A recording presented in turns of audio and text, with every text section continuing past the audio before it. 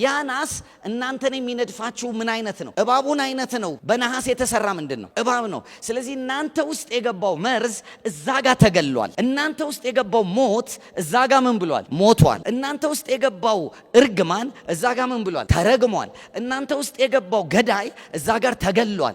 ኢየሱስ የመወለጃ መንገዱ ምንድን ነው ሲባል ኒቆዲሞስ ሰው ያለ የመወለጃ መንገዱ እንዲህ ነው አለ። አንተ ዳግመኛ ልትወለድ የምትችለው አለ ከእግዚአብሔር ልትወለድ የምትችለው በውሃና በምንድን ነው አለ? በመንፈስ ቅዱስ ነው አለ።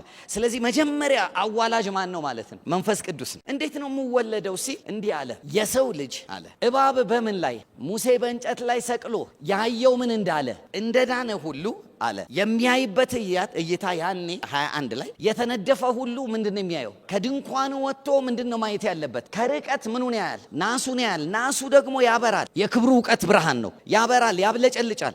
ስለዚህ ከርቀት ናሱን ሲያየው የተነገራቸው ነገር አለ። ያ ናስ እናንተን የሚነድፋችሁ ምን አይነት ነው? እባቡን አይነት ነው። በነሐስ የተሰራ ምንድን ነው? እባብ ነው። ስለዚህ እናንተ ውስጥ የገባው መርዝ እዛ ጋር ተገሏል። እናንተ ውስጥ የገባው ሞት እዛ ጋር ምን ብሏል? ሞቷል። እናንተ ውስጥ የገባው እርግማን እዛ ጋር ምን ብሏል? ተረግሟል። እናንተ ውስጥ የገባው ገዳይ እዛ ጋር ተገሏል። ስለዚህ እናንተ የሚጠበቅባችሁ ምንድን ነው? በእምነት ማየት። ልክ የእምነት ማየት ሲያዩ እንደሚፈወሱ አለው ለኒቆዲሞስ። አንተም እኔን በእምነት ማየት ስትጀምር ምን ትሆናለህ? ስለዚህ ዳግም መወለጃ መንገዱ የእምነት ማየት ነው። ስለዚህ ሰው ቸርች ወይም አዳራሽ ውስጥ ሳይመጣ ማንም ሰባኪ ሳይረዳው በመንፈስ ቅዱስ ማንን ካየ? የክርስቶስ ኢየሱስን የመስቀል ስራ ካየ ምን ይሆናል? ዳግም ተወልዷል። የዳግም ልደት ስርዓቱ ሂደቱ እዛ ጋር ያበቃ። አሜን። የብዙዎቻችን ምስክርነት ብንጠያየቅ የህይወታችን መለወጫው የዳግም ልደታችን ኤክስፒሪየንስ ኢዝ አ ፕሮሰስ አለው።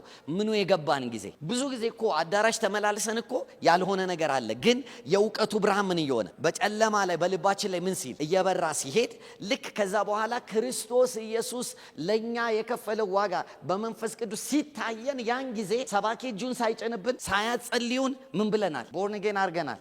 ግን ምንድነው ያንን ነገር ግን ኮንፌስ ለማድረግ ወይም ዲክሌር ለማድረግ ምናልባት ወተናል።